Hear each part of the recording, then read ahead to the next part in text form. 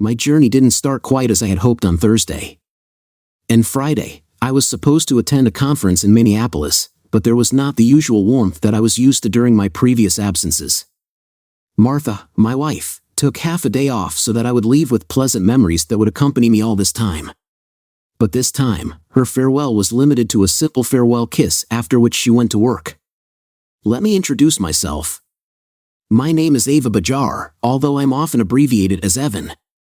I am 49 years old, and for 24 years, I have been happily married to my wife, Marta. We have 2 children, Ross, who is now 22 years old, and Amelia, who recently turned 20 years old. When the clock struck 3 o'clock in the afternoon, it marked the beginning of my journey leaving work. I went to the airport since my flight was scheduled for 6 p.m. I made it a rule to arrive at the airport in advance, not wanting to be late or nervous about missing the plane. In this case, everything was done flawlessly, and I waited an hour for the long-awaited announcement of the boarding. But luck, it seems, did not favor me as I learned that the plane arriving from Minnesota was delayed due to bad weather. An impending snowstorm threatened our path. Eventually, after a 45-minute delay, we were able to board the plane. When we were soaring in the sky, after about 30 minutes of flight, I noticed a barely noticeable slope to the left. At first, I never thought that a small change in the flight path was anything but an adjustment. But it soon became clear that a complete U-turn was taking place. Without delay, the pilot confirmed our suspicions. Due to a severe snowstorm, landing at the Minneapolis airport became impossible, and we had to return to where we came from. Once on solid ground, I hurriedly headed to the airline's check-in desk, wanting to change my plans for the upcoming morning. Fortunately, the staff was merciful to me, and I managed to get one of the last available seats on the next flight. Despite the inevitable defeat, upon arrival at the conference, I firmly decided to attend. When I sat down, a spark of hope flared up in me again. I didn't manage to get to the conference immediately. Reaching for the phone, I dialed the number of my contact person in Minneapolis to inform him of the imminent delay of my arrival. With politeness and regret, I conveyed the message that my presence would be postponed until the next day. Equally important, I left a detailed notification on my boss's voicemail so that he would be aware of the situation. Anxiously, I dialed the familiar numbers of my home phone, wanting to hear Martha's soothing voice. But to my horror, she didn't answer the phone. It was a little after 8 in the evening, and I noticed that the house was shrouded in darkness, and for some reason, Martha's car was not in the driveway. Perhaps she decided to extend her working day or have dinner at a nearby restaurant. Since our youngest child went to college, the house seemed deserted, devoid of its former lively atmosphere. Leaving my luggage in the car, I carefully made my way inside. To my surprise, the sounds of voices came from the living room, shrouded in mystery. I went to the source of the voices and soon realized that the TV had been accidentally left on. This circumstance led me to an unambiguous conclusion: Martha apparently returned home after her working day, since I clearly remembered turning off the TV before leaving in the morning. Pressing the remote to silence the chatter, I began to search the house for her presence, hoping to find at least some signs of her whereabouts. Alas, no traces could be found. In anticipation and anxiety, I dialed her mobile phone number and patiently waited for her to answer. After several calls, she finally answered. "Hello, darling," Marta greeted me warmly, recognizing a familiar number. In response to the affectionate gesture, I replied, "Hi, honey, where are you?" It was a simple, innocent question that had become familiar during our marriage. I asked it not out of obsessive curiosity, but rather out of sincere concern and interest. "Where else?" "At home, watching TV shows," she replied, seemingly throwing a metaphorical bucket of cold water on me. At that moment, the fatigue from the long delay in the journey took its toll and made my mind freeze for a moment. All I longed for was to meet my wife, find solace in her presence, and share intimate moments with her, at least for a few precious hours. These desires were simple, but they were of great importance to me. Despite the setback associated with the flight delay, I felt lucky, believing that I would be given unexpected happy hours in the comfort of my own bed next to my beloved wife. In just 30 seconds, my satisfaction at staying at home was replaced by a wave of uncertainty. Instead of returning to the arms of a devoted wife after 24 years of mutual love and trust, I was faced with the shocking reality of lies and deception. It was an unexpected blow that took me by surprise and left me completely at a loss for words and actions.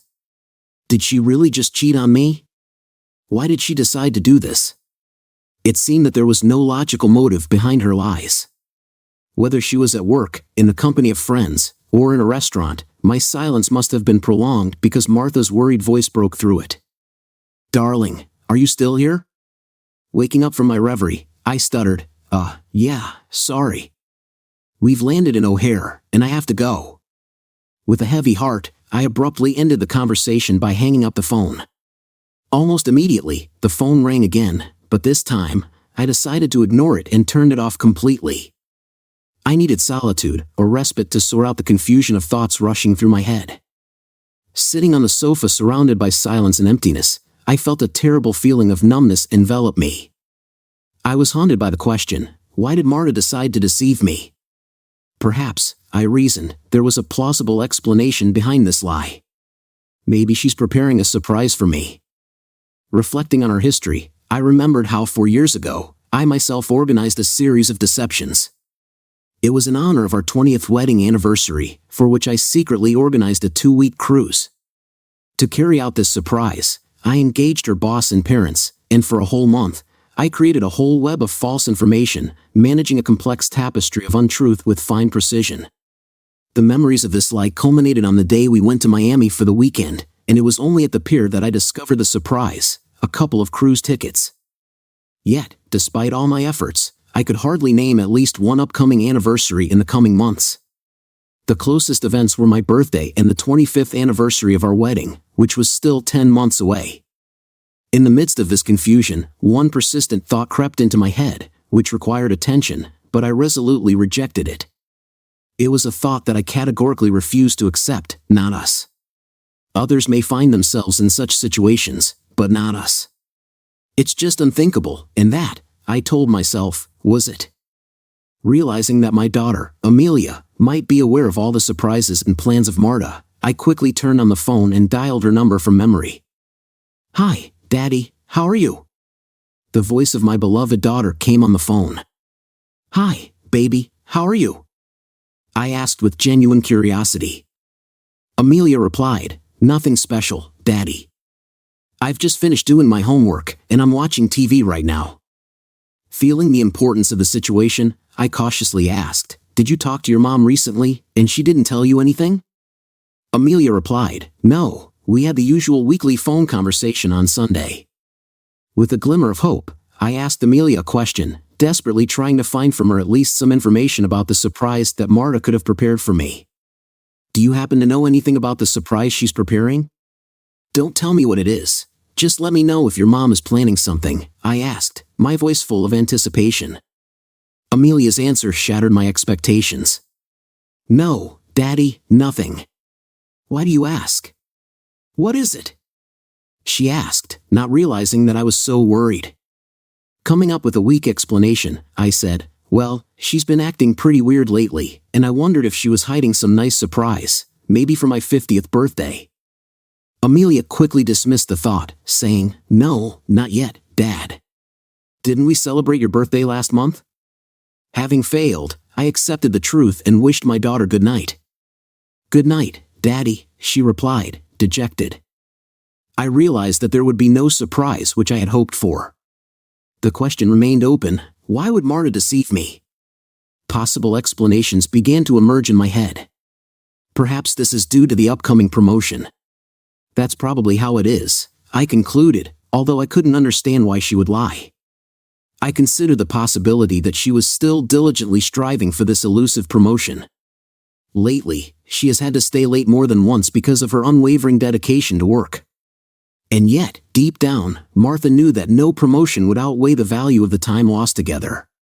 She understood that I really wanted her to shorten her working day so that we could spend more time together. It was a reasonable request that I was entitled to, and she understood it perfectly. Ironically, I was reminded of an important decision I made a few months before our 20th anniversary, refusing a promotion. It has been almost 5 years since I enthusiastically sought and successfully received an offer to take the position of Vice President of Finance in my company. But this position was associated with the need to travel frequently to the head office in Chicago for board meetings, as well as regularly visit various factories of the company throughout the country. At first, I was full of enthusiasm when I received a job offer, but Martha quickly sowed the seeds of doubt in me, forcing me to reconsider my decision. The instructive story of my colleague did not fit into my head. He went through a divorce just 2 years after receiving the position. Although financial success was a reward for him, he had to pay for it with loneliness and suffering. Given the circumstances, as well as the fact that our 2 children still needed guidance and support throughout the remaining years of school, Martha, for obvious reasons, did not dare to take on this responsibility alone. During the week, we conducted active discussions, analyzing the possible consequences of agreeing to an increase. Gradually, it became clear that I was on the verge of losing sight of what really matters in my life, my wife and children. Having regained clarity, I made a sincere decision to refuse the promotion, recognizing that my devotion to my family takes precedence over material success. The last few months have been difficult, as Martha has been pushing hard for her promotion. It caused me anxiety and discomfort, reminding me of the doubts I had about my own career growth. Since our children were already in college, our family consisted only of the 2 of us. If Martha considered her possible promotion relatively feasible with minimal impact on our lives, for example, with an increase in the number of business trips, then I was worried about how many hours of overtime I would have to spend to achieve it. The fact that I saw my wife for only an hour or 2 a day throughout the week caused me a feeling of dissatisfaction. Fleeting moments of living together did not bring satisfaction, and the lack of quality time spent together weighed on my heart. The deterioration of our intimate life could not go unnoticed. Martha was increasingly drawn to work, and she spent Saturdays and even Sundays in the office. When she returned home, fatigue consumed her, leaving her no strength for anything else. It has become rare, if not impossible, to remember the last time we made love. 3 weeks ago? Last month? Concrete details have become a depressing blur. While acknowledging that age played a role in the weakening of our physical bond, it was hard to ignore the pathetic lack of intimacy we once shared. Perhaps her deception during the phone conversation was an attempt to avoid my claims, hiding behind business obligations. But in fairness, I must admit that I was also on a business trip and realized that from time to time I had to work overtime. At the same time, there was an easy way to find out the truth: picking up the phone. I dialed Martha's direct line number at the T-Bold advertising agency. To my surprise, her colleague, Jake Turnbull, answered the phone. Frightened as I expected to hear Martha's voice, I quickly gathered my thoughts. Although they didn't work in the same room, I knew Jake was trustworthy, and he could confirm Martha's presence. "Hi, Jake, this is Evan," I greeted him using my nickname. His answer was unexpected. "Hi, Ivan. Why are you calling me at work when you and your wife should be enjoying a vacation together?" I was stunned and puzzled by his remark. Obviously, something was wrong. That evening, I found myself in a maze of surprises. Vacation? What kind of vacation? I quickly came to my senses, apologized to Jake for interrupting his work, and came up with a false excuse. "Hi, sorry to bother you at work, Jake." I probably made a mistake with the speed dial button on my phone, I lied. He calmed me down without worrying at all. "No problem, Evan. Just tell Martha that she owes me lunch when she gets back next Monday for filling in for her again." Can you imagine? It's 9 in the evening, and I'm still working. "She definitely owes me," he said, ending the conversation and hanging up. Gradually, the truth was revealed to me. Martha not only did not work but was generally absent from the workplace. According to Jake, she took a vacation until the end of the week. Panic slowly crept into my consciousness, squeezing me tightly as fear took hold of me. Where was Martha? What could she do? An uninvited but silent thought invaded my consciousness. No, it couldn't be true. I've always tried to see only the best in people, keeping a positive attitude and appreciating the kindness inherent in every person. But now, against my will, I began to think about the worst-case scenario. Is this really possible? Could Martha betray me in this way? The thought that she might be with her sister, Nadia, involuntarily crossed my mind. Over time, we distanced ourselves from Nadia and her ex-husband, Mike. Once we were incredibly close, we were bound by strong friendships that seemed indestructible. Our lives were intertwined in a beautiful canvas of shared experiences. We spent evenings together, supported each other, looked after the children, arranged numerous family holidays, and even went on vacation together as a whole. But everything changed one fateful day when I returned home with an excruciating headache. In search of relief, I swallowed a couple of Tylenol tablets and lay down on the sofa. Half an hour later, Marta and Nadia returned from a shopping trip, talking animatedly. Unaware of this, I remained unnoticed on the couch. Suddenly, Nadia started talking. "Have you noticed the new product manager at the grocery store?" My heart was pounding. I was anxiously waiting for Martha's answer. She calmly replied, "Of course, he's cute, if I may say so," and then anxiously remarked, "And he smiled at you." "It would be better if he was smiling after yesterday's rendezvous in the back seat of my car," Nadia exclaimed defiantly. To my surprise, my wife replied in a disapproving tone, "Oh, Nadia, not that. One day, you will be caught, and you risk losing a good husband, and maybe even more." Nadia, not at all embarrassed, answered confidently, "Don't worry, big sister. I'm always careful with these words." They abruptly left, leaving me in a state of uncertainty. As a person who values honesty and decency, I had a hard time coping with the weight of this revelation. Not knowing how to do the right thing, I found myself at a crossroads. One thing was clear: Mike deserved to know the truth. The news of Nadia's infidelity would undoubtedly break him, and my heart ached at the thought. I knew perfectly well that Mike, having found out about her infidelity, would not hesitate to throw Nadia out of their house. The burden of the potential destruction of their marriage was on my conscience. Did I really want to be the cause of such a major change? Before I had time to make a final decision, my wife returned home with our children. I consoled myself with the fact that she did not approve of her sister's actions, realizing that she had her own thoughts on this matter. By a trick, I decided to postpone making a final decision on her. That evening, when we were getting ready for bed, I touched on this topic, seeking her advice. "Honey, I found myself facing an incredibly difficult choice, and I really need your advice," I began cautiously. "Let's pretend I overheard a conversation today."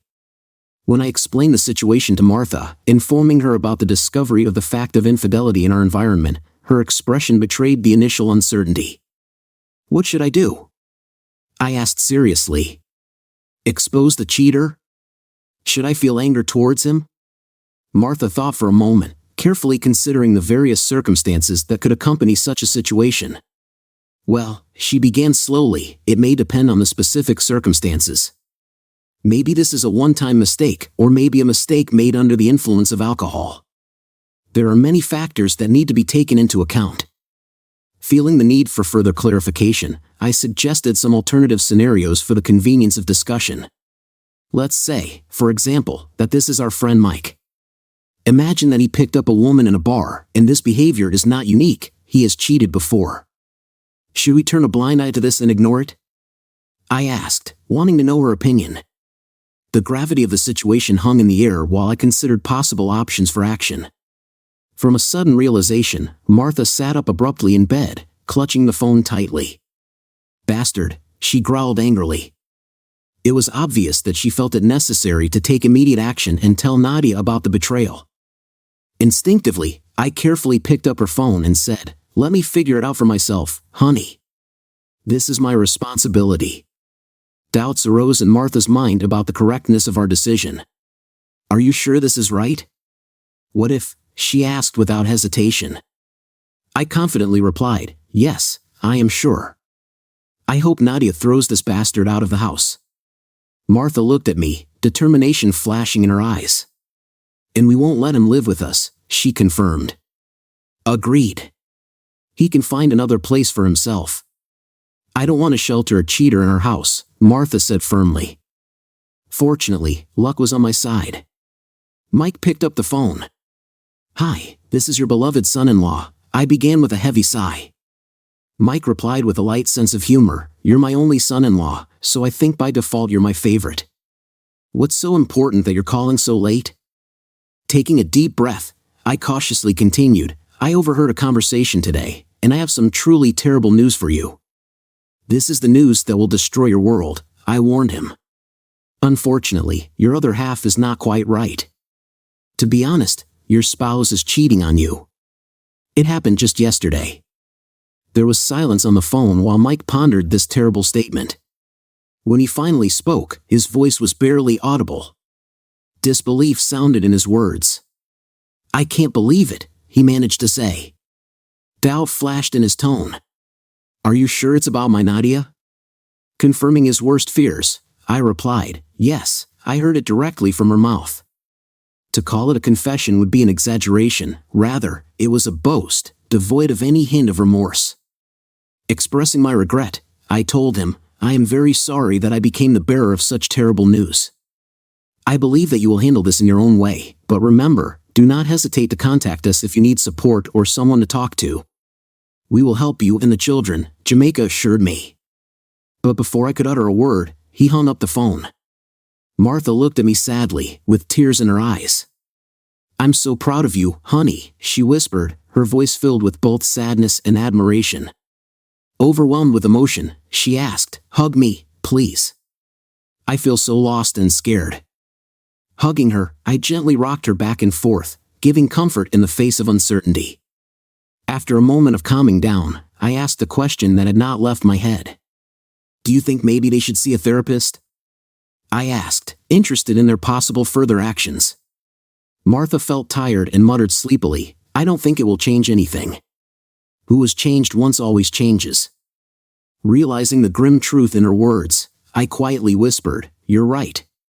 The ringing of the phone woke me up, and I answered sleepily, trying to keep my voice down so as not to disturb Martha. Yes, hi, I muttered, stifling a yawn.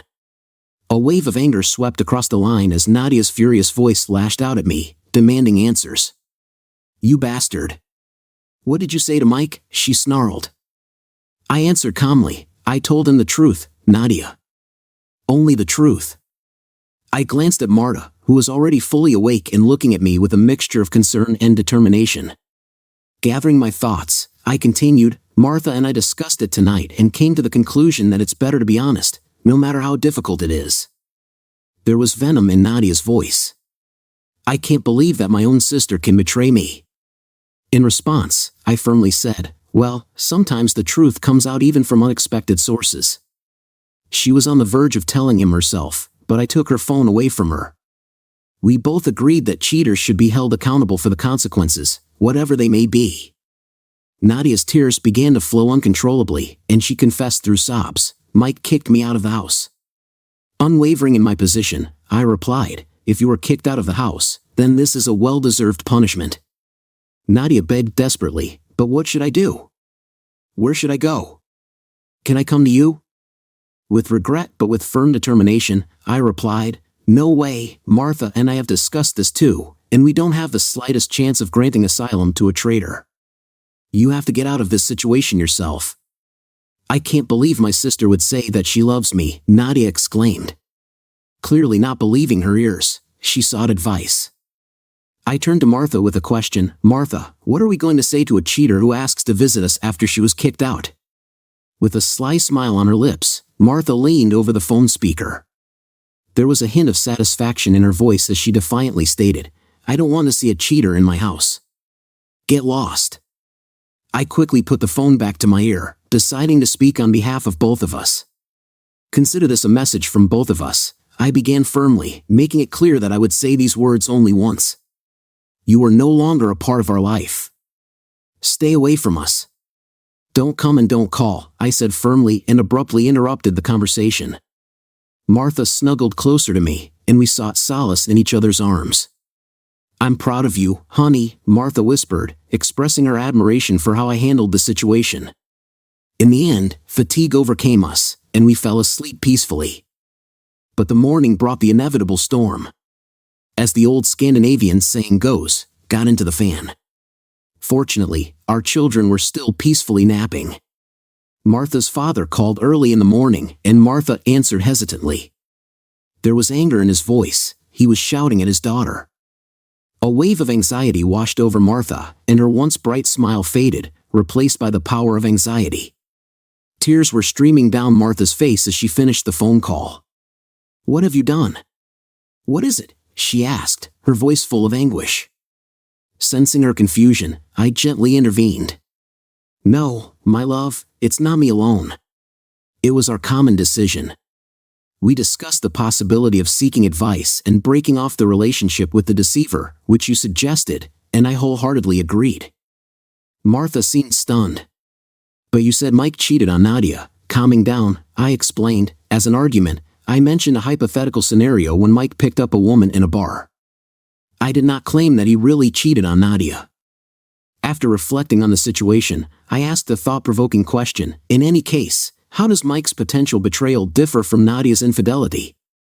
"Well, Nadia is my sister," Martha replied, defending her. I sounded disappointed. "So you're saying that you can cheat on her because she's your sister? Is this some kind of family exception? Should I be worried?" Martha was speechless for a moment, seemingly unable to find what to say. Taking a deep breath, I continued unequivocally, expressing my opinion. "Honey, let me be clear. Your sister is a bad role model for our children. I don't want her around them, and I don't want you to have anything to do with her. She has no place in our house or near our children." This crucial conversation took place 3 years ago. Although Martha sometimes met her sister secretly, it was an unspoken taboo in our house. The fact that she secretly visited Nadia while I was away from home did not come as a surprise to me, and I accepted that our relationship remained strained. But over time, Mike managed to overcome the situation and began a new chapter in his life, preparing for remarriage. Along with his steadfastness, my resentment towards Nadia also dissipated. To tell the truth, I simply stopped caring about her presence, and I found joy in her absence. Turning my attention to Martha, I gently asked her, "Martha, we need to resolve this issue. Maybe this is not a very pleasant topic, but if we clarify it, we will feel easier." I guess that Martha must have felt guilty for deceiving me, even though I had already reached the point where I didn't care. Over time, an amazing turn of events occurred. Discovery. I was standing on the stage in front of a huge crowd of at least 1,000 participants of the Congress. They appeared to me as nameless persons, as an anonymous mass awaiting my conversion. Taking a deep breath, I started to perform. Research has shed light on 2 different types of people in the field of tissue use. I began addressing the attentive audience. There are deniers, those who do not pay attention to the fact that they blow their nose, getting rid of napkins without looking down. And there are those who meet reality face to face. Intrigued, I continued my speech, delving into the behavior of these 2 groups. The first group, the deniers, I explained, just blow their noses and throw away a napkin without thinking. They prefer not to face the reality within themselves. Suddenly, someone in the crowd frantically waved his hand, attracting my attention. It was Dave Millicent, Martha's boss. Curious, I turned to him. "Yes, Dave, what would you like to share?" A mischievous grin played on his lips. "Well, let me show you, Evan, how to face reality," he said. To my surprise, Jake Turnbull, who was sitting right behind Dave, stood up with a cheeky grin and added, "Me too, Evan. I confess I also evaded your wife." Stunned, I looked around, but then another man I didn't know joined us, proclaiming, "I'm 3. Laughter erupted throughout the crowd, engulfing the hall. However, the unknown man quickly explained, "No, not really. I just always wanted to say that." Light laughter filled the space, creating a moment of general fun. A sea of unfriendly faces grinned, forcing me to rise abruptly from the couch. "Damn," I muttered, wiping saliva from my face and gathering my thoughts. Looking at my watch, I realized that it was already midnight. I must have slept for over an hour. The thought flashed through my mind that Martha could have returned home during my sleep, perhaps unaware of my presence since I was not expected there. Walking briskly towards the bedroom, I entered it but found no traces. Then it dawned on me that she was most likely with her sister, Nadia. Thinking about contacting Nadia and finding out about Marta's whereabouts, I hesitated. But then it dawned on me that if I knew Nadia's address, then I would have to act behind Martha's back to get it. Remembering that I was picking up Nadia's children from a certain place, I thought that maybe I still had Nadia's phone number. While preparing to search in the contact list, I noticed the Find My Phone app icon on my smartphone. A year ago, I installed it on both of our phones after I lost mine during a trip from New York to Cincinnati. Realizing its capabilities, I quickly opened the application. A few seconds later, I received data on the location of Martha's phone, Mills Lake. Perplexed, I asked, what could she do there? Nadia, on the contrary, was experiencing financial difficulties, so she could hardly afford to buy or even rent a cottage on Mills Lake. The situation was becoming more and more mysterious. Mills Lake was known as an exclusive residence, and the cost of cottages far exceeded the cost of our modest house. Using Google Earth, I carefully determined Martha's exact location. It turned out that she was in a secluded estate surrounded by an impressive stone wall. This discovery puzzled me. What could Martha be doing in such a luxurious millionaire's estate? The distance between Mills Lake and our town was an hour away, but the need to find out the truth forced me to act. At the same time, I understood that a direct conversation with her would most likely lead to a lie or evasion. I needed to gather irrefutable evidence before starting a conversation, no matter how hesitant I was. Overwhelmed with violent emotions, I quickly headed to the car. All the way to Mills Lake, I berated myself tirelessly for refusing to accept the possibility of the worst on Martha's part. Regret gripped me when I realized that I should have checked her phone's GPS locator from the very beginning, rather than looking for excuses for her lies. Uncertainty clouded my thoughts as I drove up to Mills Lake, not knowing my intentions and with an elusive sense of hope for a simple explanation. Nervously, I headed for the manor where Martha was, and the weight of anticipation weighed heavily on me. In front of me was a massive gate that blocked direct access to the estate where Martha was. I wasn't going to drive up to the house and buzz, showing my presence in search of a wife. After assessing the situation, I realized that parking by the road would attract unwanted attention and could lead to the appearance of security guards or law enforcement representatives in this elite village. After driving a little, I came across a modest wooden path where I prudently parked the car. When I got out of the car, I was overcome with uncertainty. How am I going to get around this towering wall standing between me and the truth? And then it dawned on me that the estate is adjacent to the lake, which means that it can be approached from this side. With renewed determination, I headed for the shore of the lake, my heart pounding at the thought of finding the entrance to the estate from this side. Finding a footpath leading to the lake, I cautiously headed for the shoreline. Not knowing which huge cottage Martha is in, I was counting on a repeated check of the GPS locator. In the end, I got to a luxurious mansion where several lanterns were still burning on the second floor, but on the ground floor, it was semi-dark.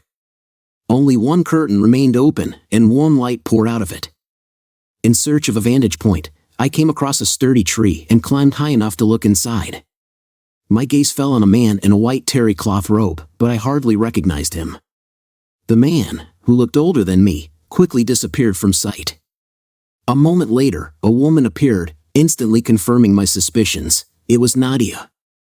When she stood in an open housecoat sipping champagne from a glass, I could not deny that at her age, she was still attractive.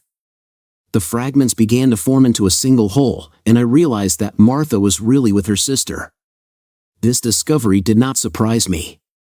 Knowing about the financial consequences of the divorce, it could be assumed that Nadia would be looking for a rich partner. But I couldn't help thinking that Martha had been dragged into a lifestyle that I didn't approve of and didn't want for her. When the events unfolded before my eyes, I witnessed a scene that did not leave me indifferent. The man I saw at the beginning came up to Nadia, his hands boldly explored her body. Then he took the champagne glass from her, imperceptibly throwing it aside. I had to get down from the tree and look away from this intimate display of my daughter-in-law's attractiveness. My sensitivity was prone to old-fashioned ideas in which love and intimacy were intertwined as the most important elements of a genuine union between a man and a woman. What I observed seemed to me completely devoid of love, lacking the connection and affection that I cherished. Even if I didn't like Nadia, I wouldn't wish such a destructive and empty existence on anyone. Feeling a little uncomfortable with the spectacle unfolding in front of me, I thought about getting down from the tree. But when the couple moved away from the window, I met Martha's gaze. She was sitting on a sofa in the distance, and her face was decorated with a stupid, intoxicated smile. My heart sank. Frozen in perplexity, her housecoat was open, revealing a view that sealed the fate of our marriage. From the growing shock, I took an indecisive step back but lost my footing and fell from the tree. The branches broke, softening the blow, and fortunately, I escaped with minor injuries. In a daze, I got to my feet, feeling like the old man under the weight of what I saw. I began to wander aimlessly, like a zombie lost in a deserted world. With tears in my eyes, I barely made my way to the car, limping, reflecting the deep pain that permeated my being. It wasn't so much the physical fall from the tree that hurt me, but the emotional loss of happiness and the loss of a loved one.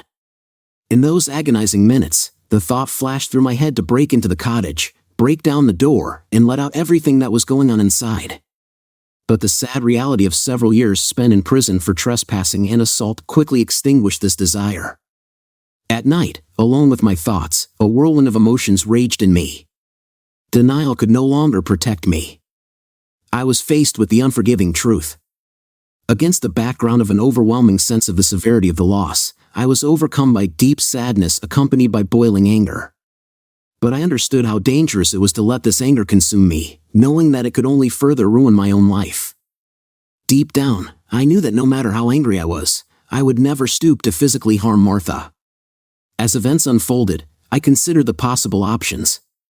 One of the easiest options would be to go home, pack your things, and leave her. If we lived in a state where there is no fault of the spouses, if our incomes were separate, and if we did not have dependent children, then the divorce process would most likely go smoothly. We would just divide the property equally and say goodbye to each other. But despite such simplicity, some part of me craved retribution, a sense of justice. The desire to take a little revenge did not leave me, forcing me to move forward.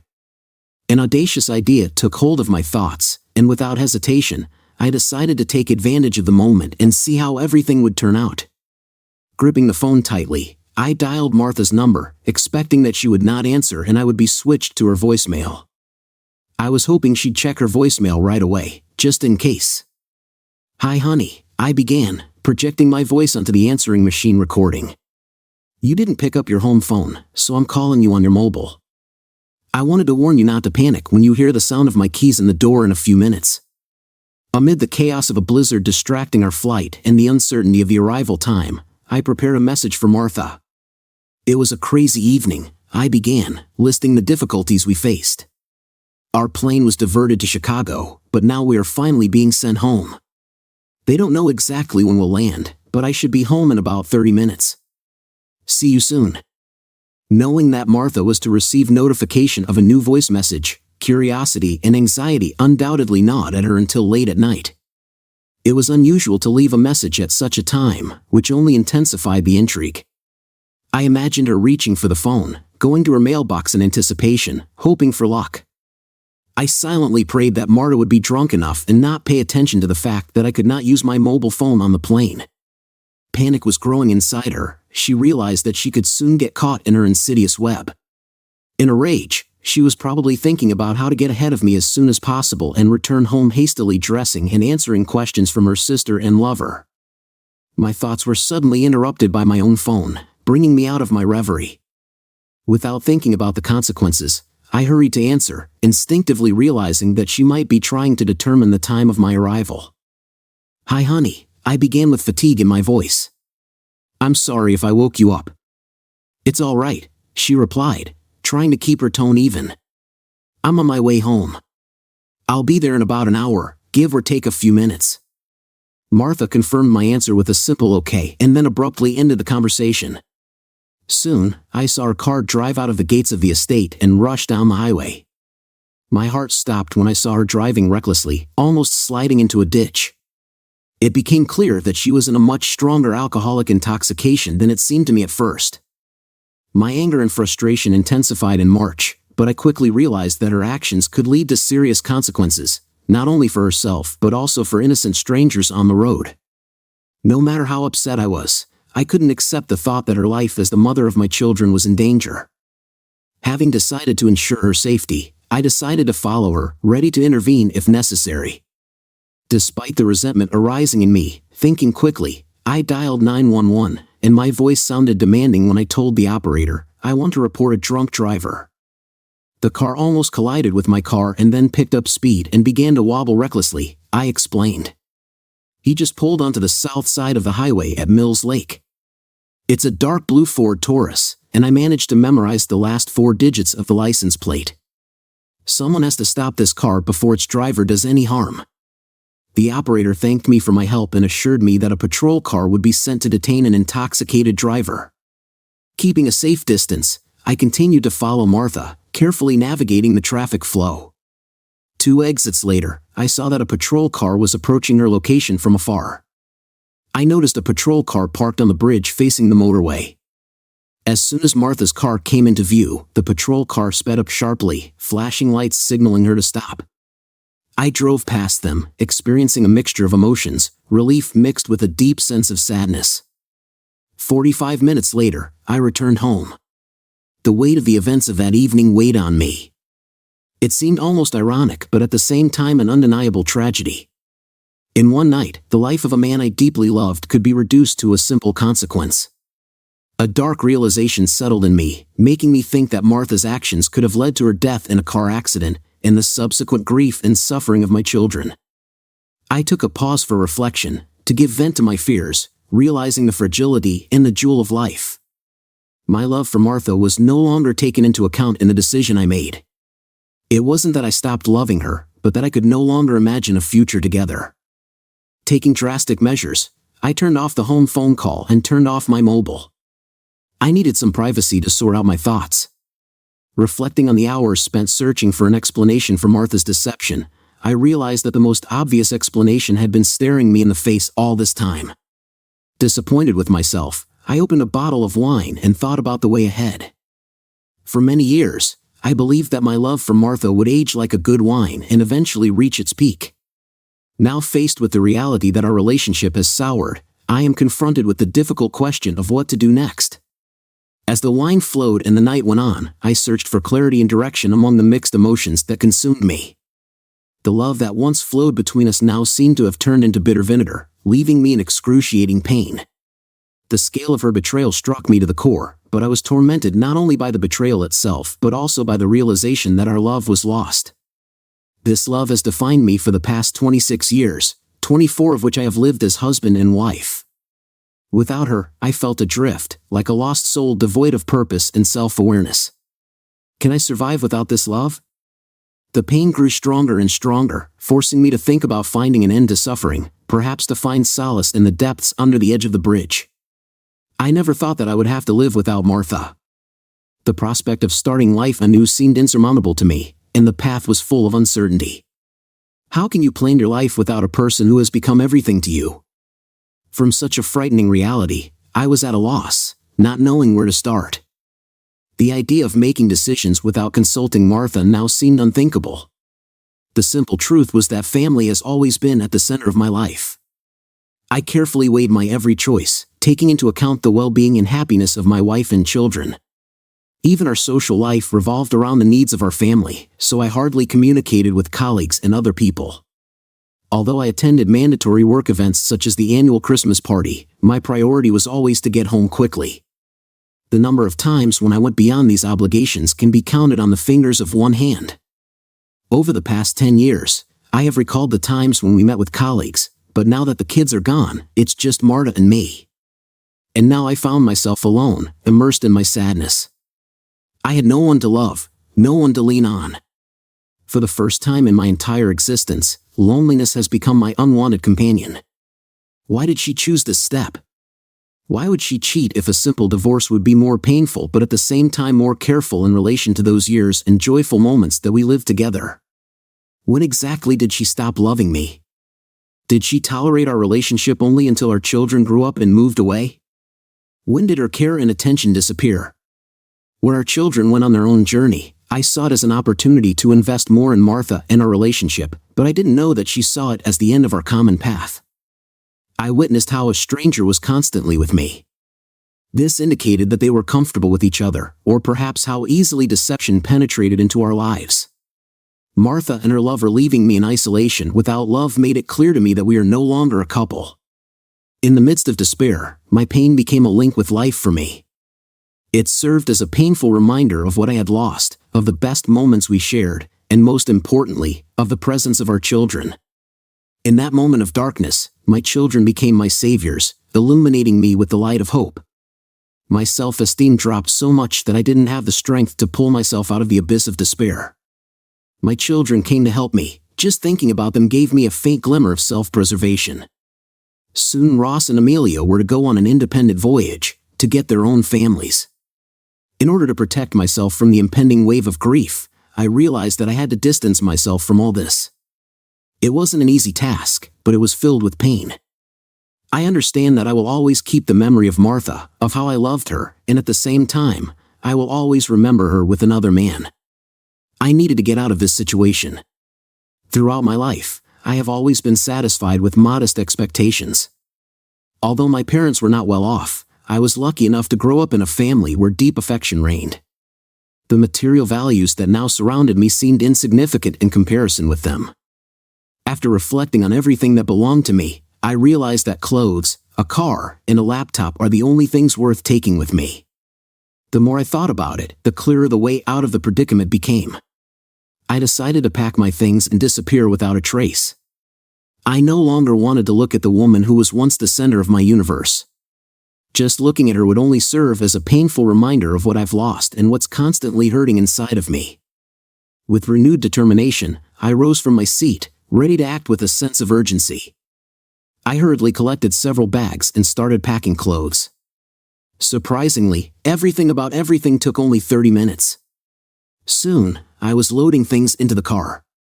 It was a little less than 6 in the morning when I finally finished packing. Exhausted but calmed down, I decided to take a little nap, being sure that Marta would still be in detox until late in the morning. When I closed my eyes, thoughts came into my head that I had to start all over again. The alarm clock on my phone woke me up at 9 a.m. Without delay, I arranged an urgent meeting with a lawyer. After that, I went to the shower to once again symbolically wash away the remnants of the past.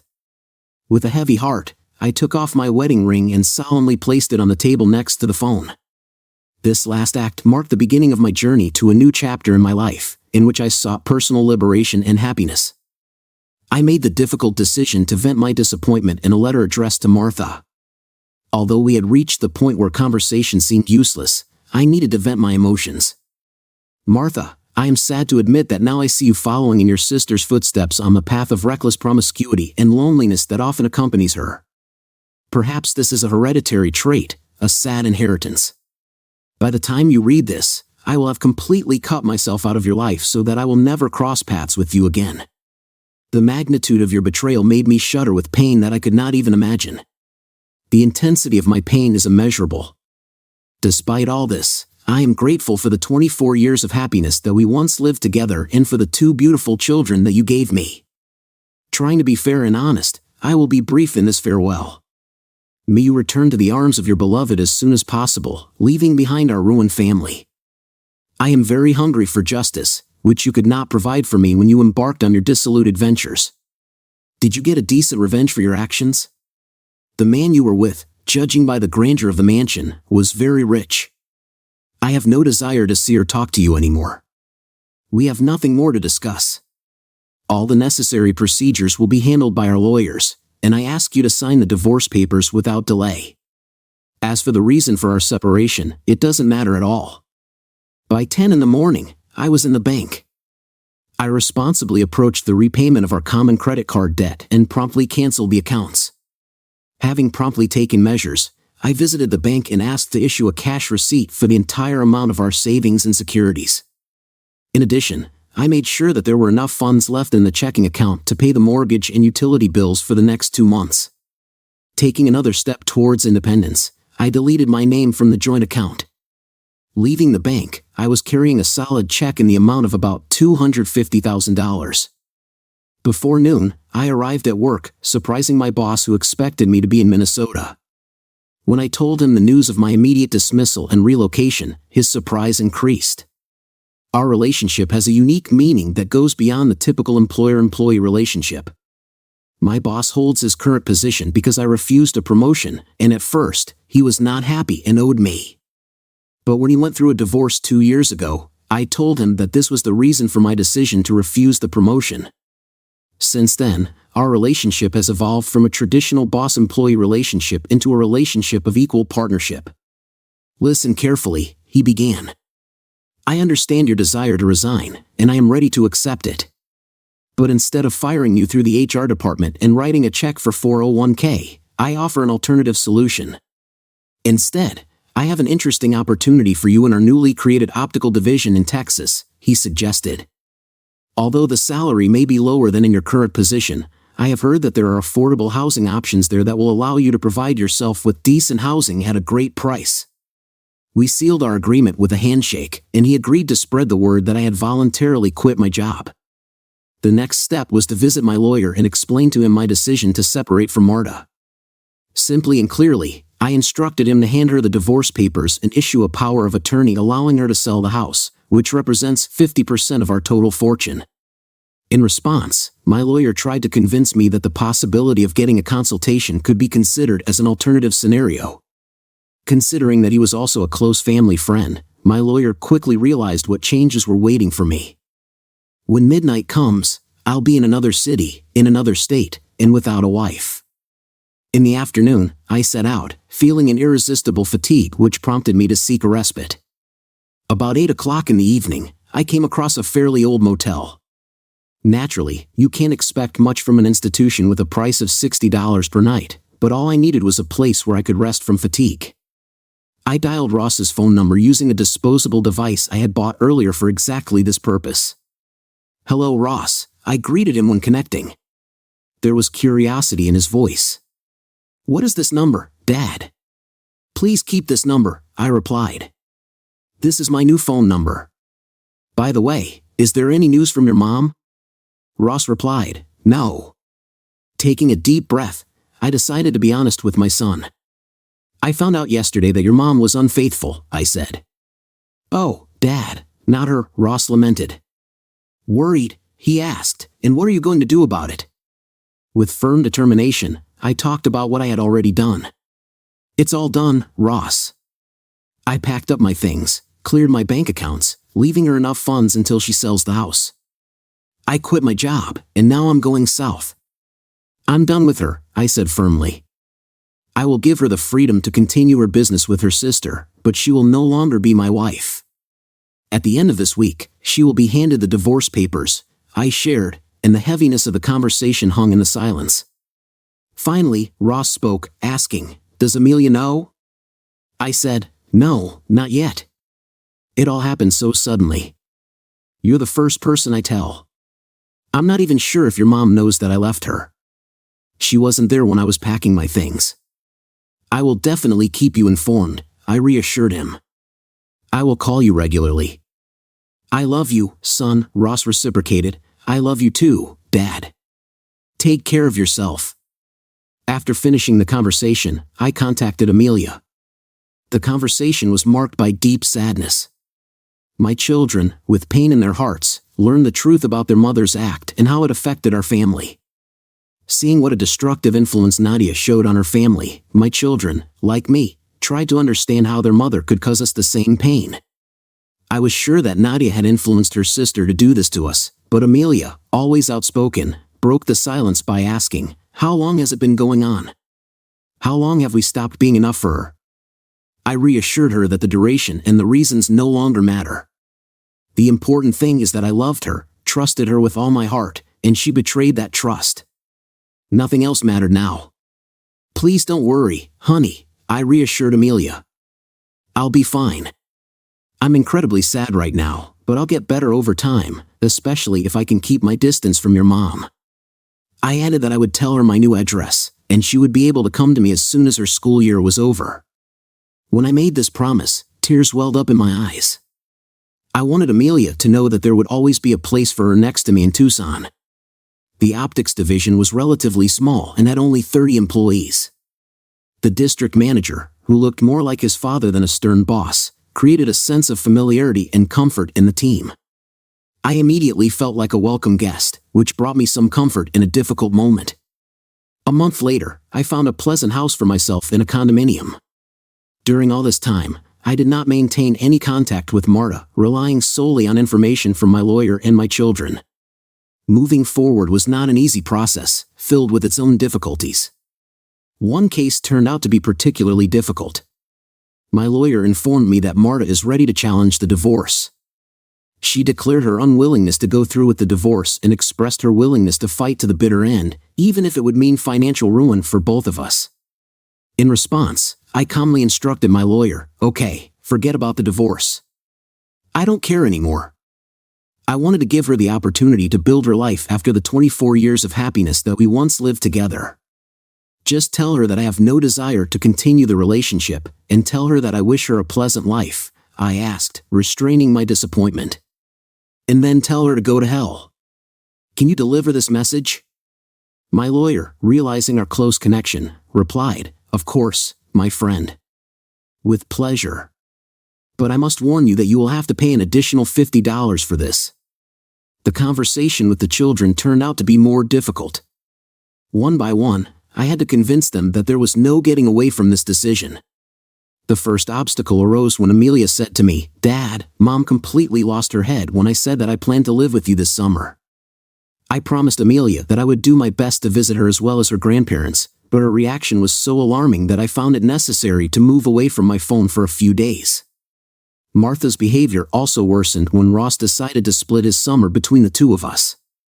As for Martha, I deliberately refrained from asking about her, preferring to focus on getting on with my life. Admittedly, it was not easy because the remnants of my feelings for her were still preserved, a mixture of emotions associated with our past life preceding the betrayal. But thanks to my children, I gradually learned more and more about Martha's state of mind. To my surprise, it turned out that she was going through a deep depression, mirroring the emotional shock that I once faced. It's just unbelievable, especially considering what happened to her sister. The concept is quite simple. When you cheat, it hurts the very people you should love, which leads to the destruction of your marriage. After that, you continue to live your life. So how could Martha be depressed if I did everything possible so that she could continue to live without my presence? Her refusal to divorce seemed to me a means of escape from reality, from the fact that her actions led to the disintegration of our family. Isn't it? For several hours, I myself was in a state of denial, but she has been living in a state of denial for the last 2 years. Despite the fact that she knew that the children maintain regular contact with me, she used our children as a means of expressing remorse for her actions. Thanks to the information shared by my children, I learned that this was the first time that she allowed herself, under the influence of her sister, to enter into an intimate relationship with one man. To be honest, it was hard for me to believe it. She apologized to the children, admitting that her betrayal was deliberate. She was well aware of the inevitable consequences that communication with Nadia, her lover, would lead to. Remembering that evening, she felt ashamed, hesitantly at first, but then to relieve her guilt, she succumbed to the craving for alcohol.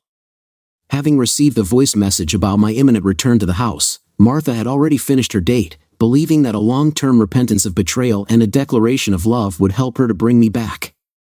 She tried to convey this to me through our children.